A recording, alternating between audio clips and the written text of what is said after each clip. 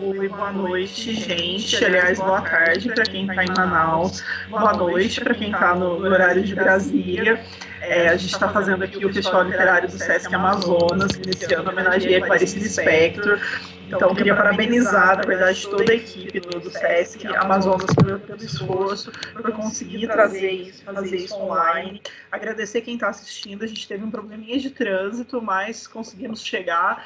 Estamos aqui, vai ser uma mesa muito bonita, então obrigada a quem estava aguardando aí o pessoal. Nossos fãs já estavam enlouquecidos nos comentários, mas estamos aqui. Quero agradecer, então, quem está assistindo, agradecer as autoras que toparam fazer parte dessa mesa e agradecer especialmente ao Jorge Belisário, que foi o curador desse encontro, dessa mesa.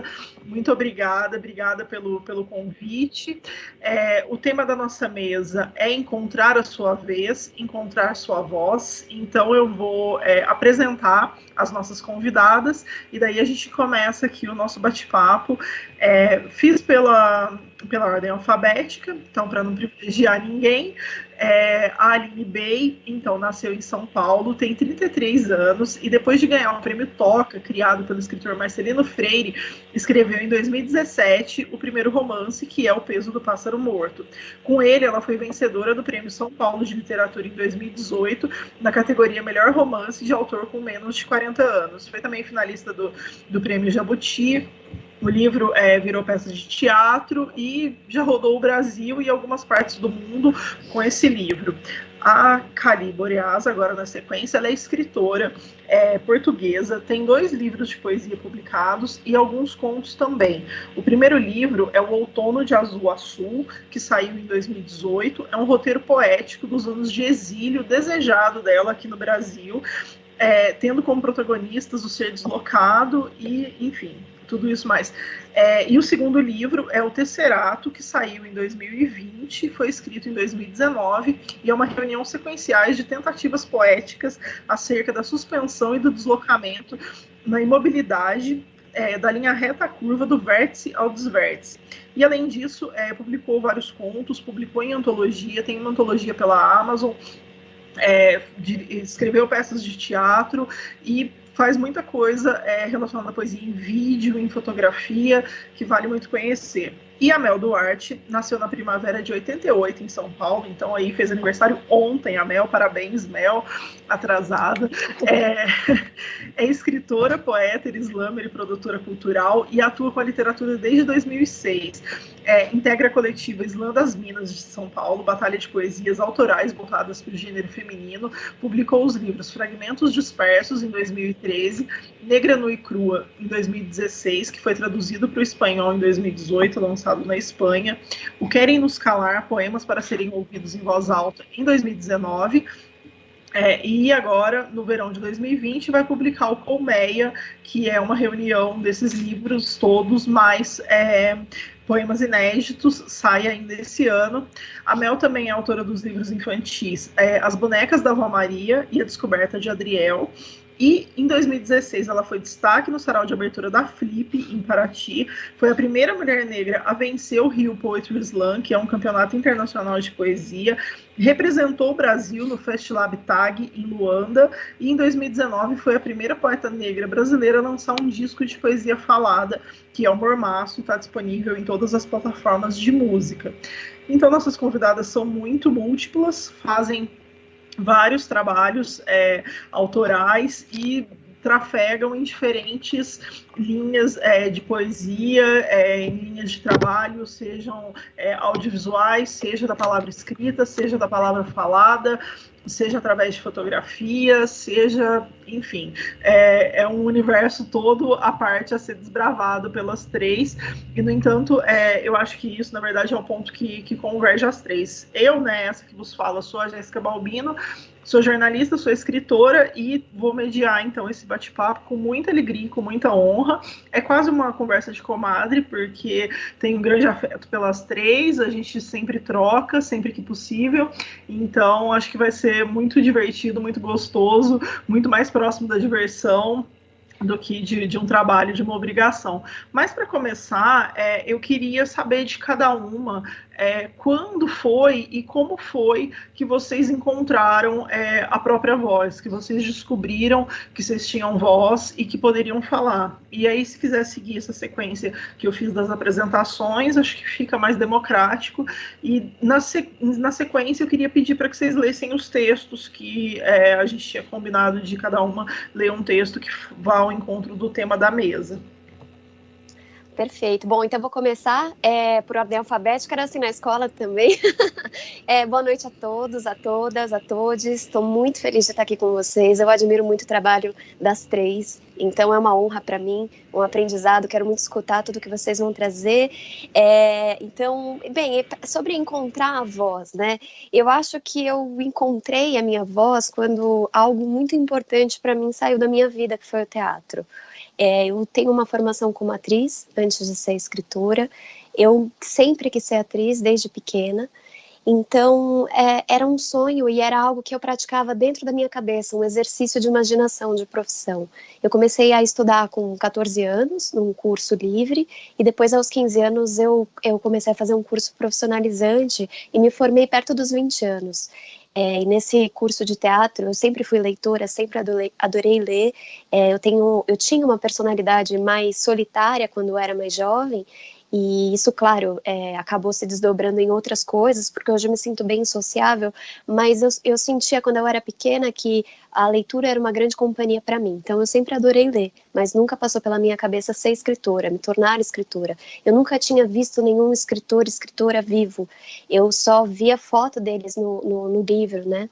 Então eu imaginava que os escritores eram estavam todos mortos, eram homens brancos, enfim, não era algo muito, não tinha nenhuma representatividade. E aí quando eu comecei a fazer teatro, enfim, eu realmente encontrei minha profissão, mas tinha uma pressão grande na minha casa para ganhar dinheiro, enfim, conseguir me manter, e o teatro é uma profissão bastante difícil na parte financeira também, além de toda a parte artística, e então a minha família começou a falar para eu ter que fazer uma universidade, eu tinha que ter uma outra profissão, que eu tinha que encarar o teatro como um hobby, e para mim isso sempre foi uma ofensa, porque a arte para mim sempre foi o que eu faço, né, eu nunca consegui encarar como algo, um hobby e fazer outra coisa. Para mim eu sempre fui muito obsessiva, sempre tive uma personalidade muito obsessiva, então como era uma época que eu era muito nova, eu acabei realmente migrando para as letras por conta da minha história com a leitura, e aí eu comecei na faculdade de letras a escrever.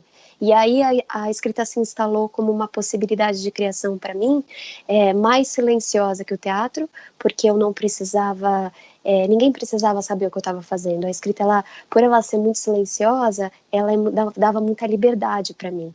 Então ela entrou assim, caiu como uma luva. E eu acho que a partir desse momento eu consegui encontrar realmente a minha voz, que é muito híbrida, né? Na escrita ela tem muita influência da poesia, tem muita influência do teatro e tem muita influência da narrativa, dessa vontade de contar histórias que vem do teatro também, né? Claro, no teatro a gente conta com o corpo, e na literatura a gente conta com as palavras, mas as palavras têm corpo também. Então eu sinto que realmente a minha voz ela nasce dessa grande perda que eu tive, que foi o teatro, mas ressignificada no processo de escrita. E aí, Jéssica, eu leio o meu trecho agora ou leio depois que todo mundo falar? Eu acho que pode ser depois que todo mundo falar, daí a gente faz Combinado. uma sequência de leitura e segue. Perfeito, muito obrigada. Obrigada, Cali. Boa tarde, muito feliz de estar aqui com todas. E, bom, voz, eu adorei o título desta mesa, Encontrar Sua Vez, Sua Voz, o título já é poético, né? E eu fiquei a pensar muito nisso da vez e da voz. E eu percebi que eu ligo muito a vez à questão do espaço e a voz do espaço, porque é isso, é ocupar um espaço, né? Depende de um espaçamento, de um afastamento de outras ocupações para que o eu artista possa ocupar aquele espaço e daí existir. E a voz eu associo mais ao tempo, que é no fundo a vida, né? Ter uma vida para contar. A longa estrada que é preciso percorrer para chegar a ter um pouco de misericórdia, que acabei de ler num livro da Natália Ginsburg, As Pequenas Virtudes. Eu achei essa frase linda. Eu acho que é isso, eu acho que a voz não é, essa longa estrada não é quantitativa. Eu acho que uma criança pode ter voz se já tiver sofrido. Eu acho que ter voz é já ter sofrido. Eu acho que ter voz é ter sofrido silêncios. E eu, na verdade, eu acho que eu tenho tido várias vozes, né? Mas a minha voz de hoje, eu acho que ela começou com o meu exílio no Brasil, que no fundo veio simbolizar um certo estrangeirismo que eu já tenho em mim, em qualquer lugar que eu esteja, mesmo na minha terra. E o facto de estar num exílio formal, não é? Isso aguçou em mim essa natureza, e o meu primeiro livro tem muito esse fio condutor do ser exilado. Depois, no segundo livro, que é de facto o que eu pretendo dizer hoje, que foi um livro todo escrito ano passado, eu acho que eu já entrei numa questão mais abstrata, mais filosófica e da linguagem. Eu acho que eu encontrei mais a minha voz no pensamento da linguagem, né? Como a linguagem me leva a que ela mesmo me diga coisas, né? Eu não uso a linguagem para dizer coisas, eu uso a linguagem para que ela me diga coisas, e até os trechos que eu separei depois para ler têm a ver com tentar mostrar isso. Perfeito, obrigada, Mel. Olá, oi mulheres maravilhosas, boa noite a todo mundo que está aí assistindo. A Jéssica já começa com a pergunta bomba, né? Assim, nossa, ela trabalha várias coisas assim na cabeça. E eu acho que tem respostas diversas para essa pergunta, porque encontrar a sua voz é algo muito... É plural em vários aspectos, né? São em vários lugares que a gente pode encontrar. Eu sinto que, na verdade, eu sempre fui uma criança muito ativa, então eu sempre me vi com voz. A única questão é que, primeiro, eu não sabia que essa voz podia ser reverberada e que ela pudesse ser importante para outras pessoas. E durante a minha jornada, da minha infância para a minha adolescência, eu tive uma voz muito silenciada, justamente por ser uma criança que se colocava o tempo todo. Eu era muito comunicativa. Então, desde muito pequena, era sempre Mel, fica quieta, Mel, para de falar, Mel, se comporta. Então, eu percebi que da minha infância para a minha adolescência, na minha adolescência, eu me silenciei. Existia uma voz em mim, mas a sociedade sempre me mandou guardar essa voz, e aí eu tive que redescobri-la quando a poesia entrou na minha vida.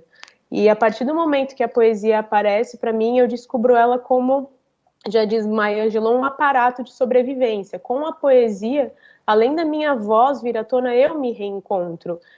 Eu percebo que o meu corpo existe, que o que eu falo pode fazer sentido, e que me calar não é mais necessário, que eu não preciso ouvir as vozes externas dizendo que eu devo me calar, que é importante que eu coloque a minha voz. Então eu acho que eu tenho esses momentos assim da minha vida, sabe? De reconhecer novamente essa voz, esse corpo que se manifesta e que por muito tempo precisou ficar guardado para caber dentro do que a sociedade coloca para esse corpo negro feminino. Então, eu acho que é mais ou menos isso. Perfeito. Sinto que ao final da mesa estaremos todas emocionadas. Posso estar errada, mas sou apelona mesmo, e vou pedir então para vocês lerem os textos, né, que a gente tinha combinado de cada uma ler um texto que signifique isso, né, descobrir a própria voz, esse encontro da própria voz. E vocês fiquem à vontade, então, se quiser seguir a ordem ou não, fiquem à vontade.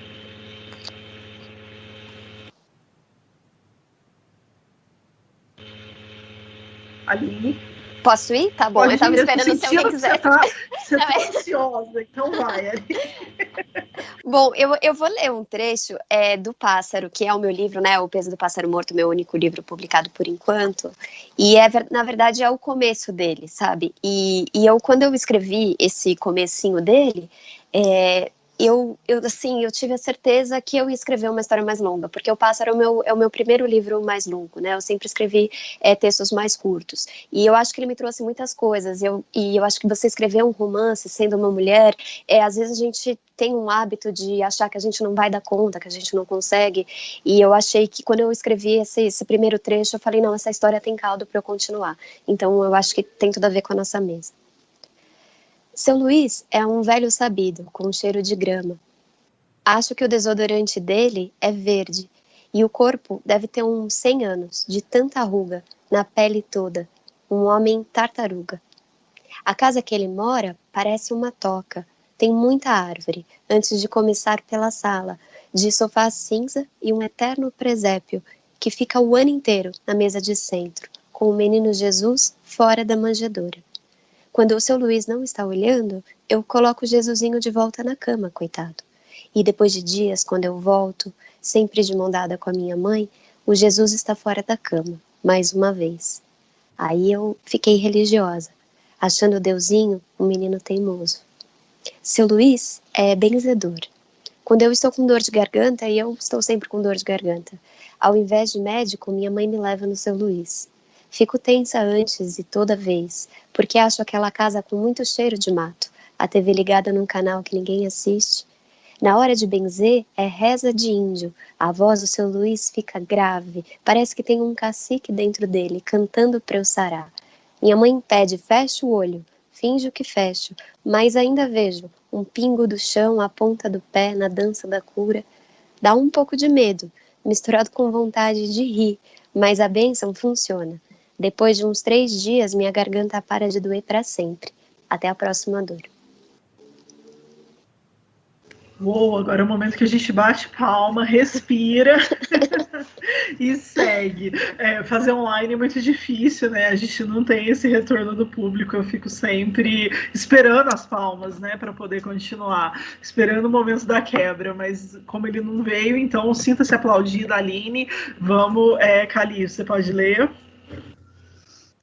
Então, o meu texto é do Tesserato, que é o meu segundo livro, e chama-se Mami Chlapinatapai. Em russo, há uma palavra específica para o afeto que se tem por alguém que se amou. Em tcheco, há uma palavra para um certo tipo de angústia diante da própria mediocridade ou falta de habilidade. Lembro de Kundera falar disso. Na Escócia, parece que há uma palavra para o tique do lábio superior que indica a antecipação da alegria. Em albanês, há alegres 17 e 27 palavras, respectivamente para sobrancelhas e bigodes. Em romeno, há sei lá quantas, que significam todas elas neve, mas cada uma para especificar um certo tipo de neve, que por aqui, ao sol marinheiro da língua portuguesa, não distinguimos por desnecessidade. E se o russo olha para o amor antigo, veja bem, o japonês inventou uma palavra para um sentimento de pré-amor. Em Yaghan, idioma indígena falado por um povo da Tierra del Fuego, Mami Chlapinatapai é aquele olhar trocado por duas pessoas quando ambas querem que a outra tome a iniciativa de fazer algo que ambas sabem que querem, mas o que é a coisa menos a palavra? A palavra menos a coisa. A palavra, me desculpa. Mas o que é a coisa menos a palavra? A palavra menos a língua. Isso que se percebe num repente e não tem esqueleto nem contorno para apoiar a sua existência, não existindo, pode ainda resistir? Se a língua nos funda a humanidade, e se há quem saiba que neve não é simplesmente neve, como amor não é simplesmente amor, assim como a saudade não é só uma falta, e Calunga não é só saudade, mas também abismo e Deus, como posso eu dizer algo agora, daqui de onde estou? Uou, sinta-se aplaudida também. Muito bom, muito bonito. Mel, vamos lá? Vamos lá. Eu quero aproveitar a deixa para falar um poema que está no Querem Nos Calar, Poemas para Serem Lidos em Voz Alta. e um trecho de uma abertura que a gente colocou aqui da Audre Lorde, que eu acho que tem tudo a ver com o que a gente está trazendo aqui. Aqui estamos nós, donas de nossas próprias palavras, revolucionárias do cotidiano, regando a terra outrora batida por nossas antepassadas, firmando nossas pegadas, sabendo que hoje, cada vez que nossa fala se propaga, equivale a 10 que antes foram silenciadas. Mulheres de uma geração atrevida, filhas dos saraus e das batalhas de poesia, alquimistas, libertárias, propagandistas da oralidade, compartilhando nossas travessias, bradando nossa realidade. Sempre semeando essa terra verbo fértil, perpetuando nossa existência através de versos, escrevendo quantos poemas, manifestos forem necessários por dia para cada vida interrompida ter mais valia, não mais invisíveis, não mais mercadoria. Se querem nos privar, ocuparemos espaços. Se querem nos apagar, escreveremos livros. E se querem nos calar, vamos falar mais alto. Para as mulheres, a poesia não é um luxo, é uma necessidade vital de nossa existência. Ela dá forma à qualidade da luz sob a qual baseamos nossas esperanças e sonhos em direção à sobrevivência e à mudança. Primeiro transformamos em linguagem, depois em ideia e então em ação mais tangível. A poesia é a maneira pela qual ajudamos a dar nome ao inominado, para que possa ser pensado. Os horizontes mais longínquos de nossas esperanças e medos são calçados por nossos poemas, esculpidos na aventura pedregosa de nossas vidas diárias. Audre Lorde. Uou, estou daqui aplaudindo, sintam-se todas aplaudidas. Eu estou acompanhando aqui no chat também do YouTube e tá todo mundo aplaudindo, mandando as palminhas aí para vocês, então, muito lindo. É sempre emocionante, né? Eu acho que é sempre um desafio ler o próprio texto, se ouvir, né? Ouvir essa voz que cavou muito espaço para chegar em forma de voz e de poema. E daí a minha próxima pergunta vai nessa linha, né? Eu acho que é sempre um desafio e um processo encontrar a própria voz, manter a própria voz, né? Mas eu queria ouvir de vocês como é que foi o caminho para chegar nos ouvidos das pessoas. Como é que cada uma de vocês faz para que essa voz seja ouvida? E claramente quando eu falo ouvida, é lida, enfim, assistida. Como é que é chegar e tocar as pessoas para vocês? Se quiserem seguir a ordem, acho que já está estabelecida, né?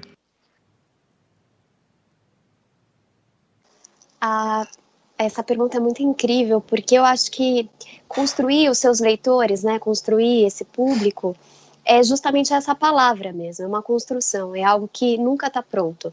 E a gente vive num país muito grande, muito rico, muito complexo.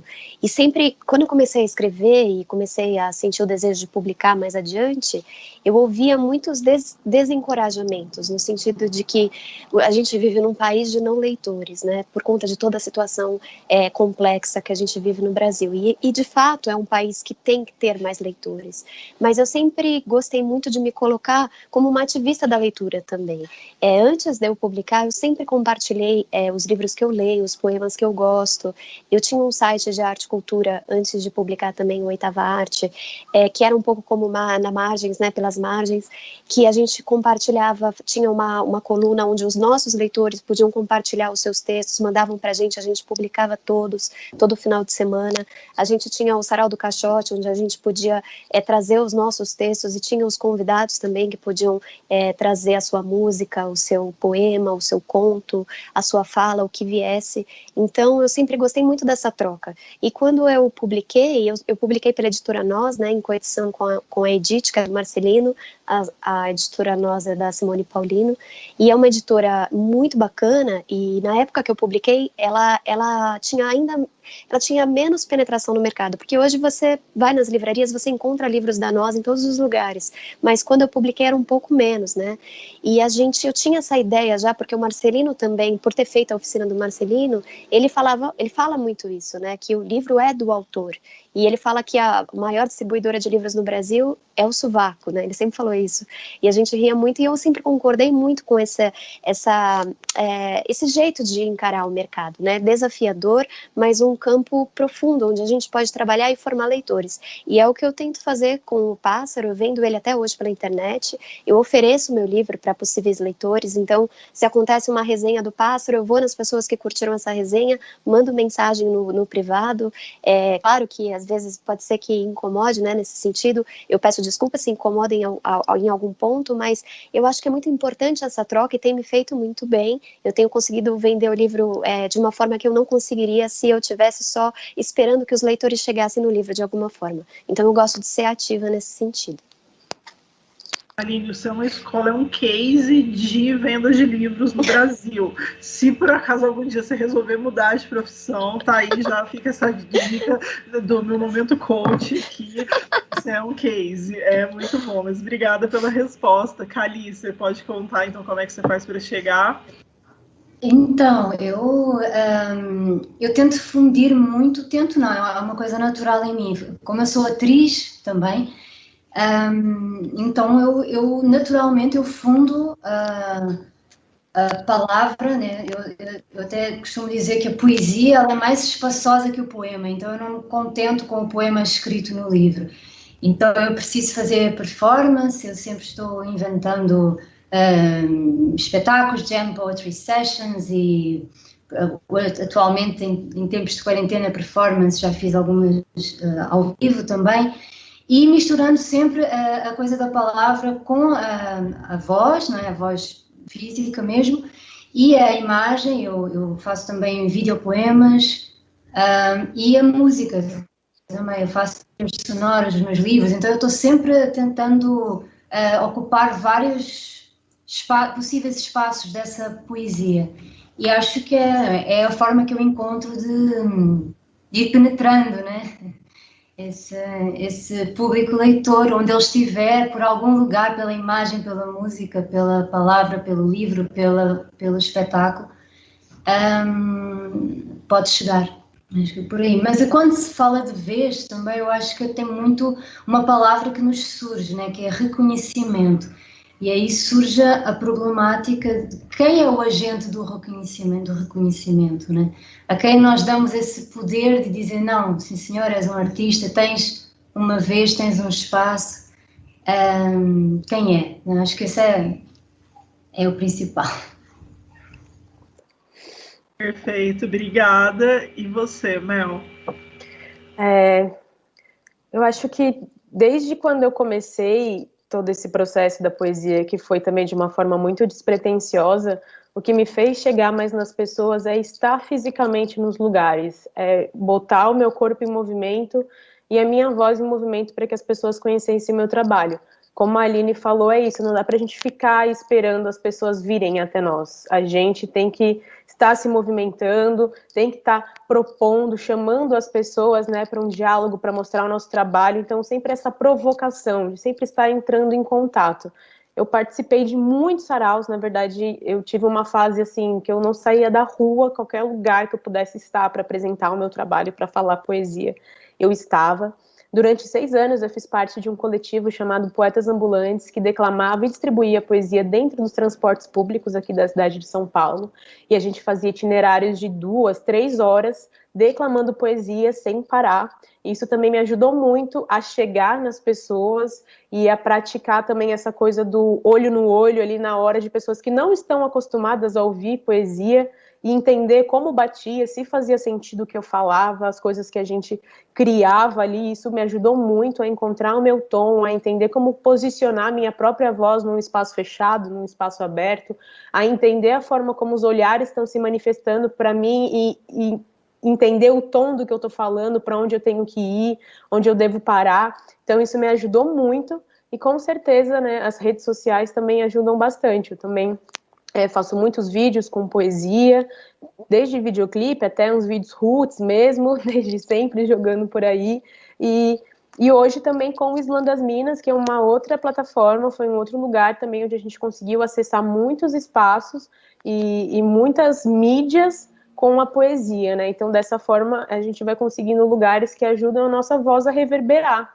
porque eu acho que isso é muito importante, né? Cada um tem a sua voz, o seu espaço de trabalho, mas a gente precisa contar com outras pessoas que têm mais acesso para ajudar com que essas vozes cheguem mais longe, né? Porque senão não vai, infelizmente, a gente vive num mundo e num momento onde tem muita informação, muita coisa acontecendo, então é importante também que a gente tenha uma rede de apoio nesse aspecto, para que ajude as nossas vozes chegarem mais longe, assim, e é dessa forma, mas é um trabalho muito de formiguinha, assim, eu percebo que às vezes as pessoas acham que a gente já, só porque tem um livro específico que teve um destaque, ou porque teve um vídeo que teve um destaque, você é famosa? Não.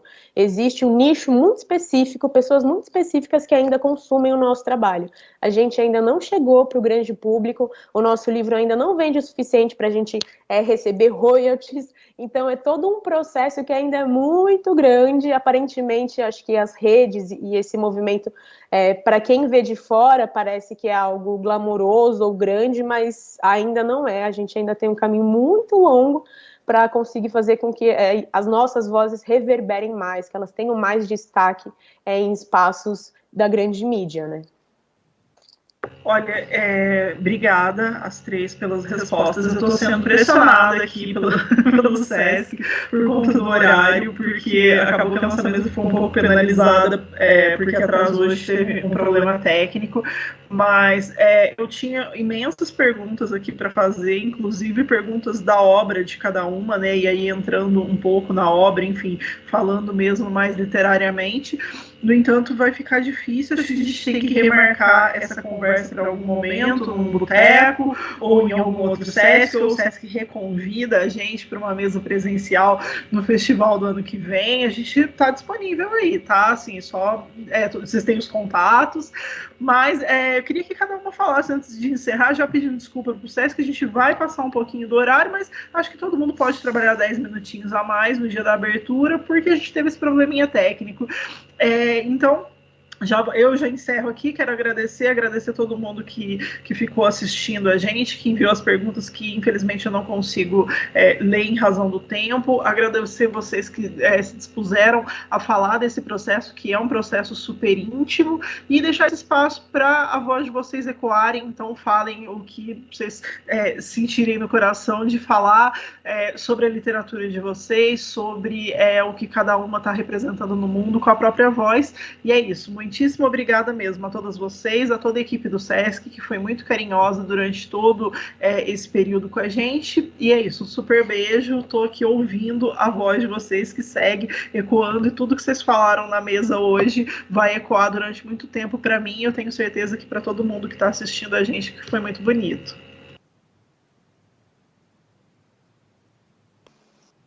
Eu queria apenas agradecer ao SESC, a Jéssica, a Mel, a Kali, foi um prazer estar aqui com vocês, ainda que passa muito rápido, né, que a gente possa conversar mais vezes, debruçar sobre o nosso trabalho, é uma inspiração produzir arte nesse momento com vocês, sabendo que vocês estão juntas, produzindo também.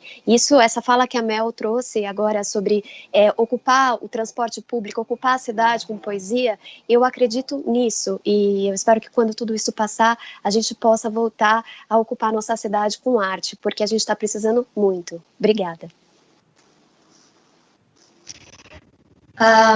Bom, eu queria só completar na sequência do que eu falei do reconhecimento, só terminar mesmo com essa reflexão, porque eu acho que muitas pessoas acabam criando muitas angústias em relação a isso na literatura contemporânea. E eu tive uma história que me marcou muito lá na Flipósseis, onde eu conheci a Jéssica, depois da mesa que eu fiz lançamento do meu livro com o Tadeu Rodrigues, maravilhoso, em que já estava tudo terminado, todo mundo já tinha dispersado, eu estava a arrumar a minha mochila e de repente ouço uma voz: oi, posso falar com você? Era um lixeiro, o senhor que estava, né, a limpar o lixo ali do local. E ele tinha escutado a mesa, tinha-me escutado falar de poesia, do olhar poético sobre as coisas, e aquilo tinha feito super sentido para ele, e ele veio-me perguntar se eu queria ser a poeta do lixo, porque era a paixão dele, era o lixo. Ele era lixeiro porque ele amava ser lixeiro. E aquilo para mim foi o maior prémio da vida, foi aquele homem ter vindo falar comigo. Então acho que às vezes nós temos que levar a poesia para um lugar mais simples também dessa questão da vez e da voz. E é isso, é muito prazer ter estado aqui, agradeço imenso o convite ao SESC, a Jéssica, a Aline e a Mel, um beijo para todas. Ai, Kali, que lindo isso, fiquei emocionadinha aqui, porque são esses pequenos gestos que fazem, que tudo faz sentido, são quando essas coisas acontecem que você fala, é por isso que eu escrevo, é por isso que eu estou aqui, é para isso que eu vivo a minha arte, né, para tocar e para acessar essas pessoas. Quero muito agradecer o convite, espero um dia ainda ir pessoalmente para Amazonas, conhecer o SESC, entendeu? Fazer essa mesa aí, com o pé no chão, juntinho. Quero aproveitar esse momento para contar que ontem eu abri a pré-venda do meu livro novo, Colmeia. Então, quem tiver interessado, é só entrar lá no meu perfil do Insta, tem o link, ou então entrar no site revistafilos.com, que tem lá o link para pré-venda, com desconto e alguns mimosinhos.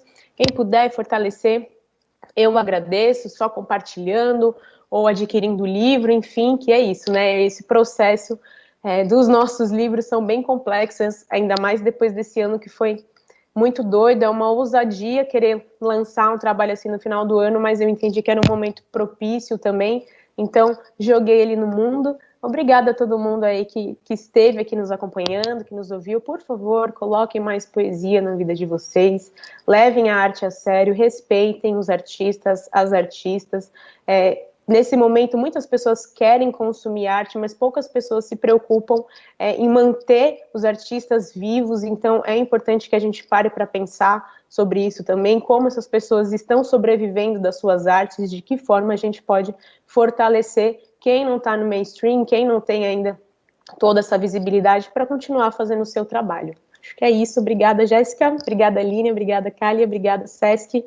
Um beijo para todo mundo.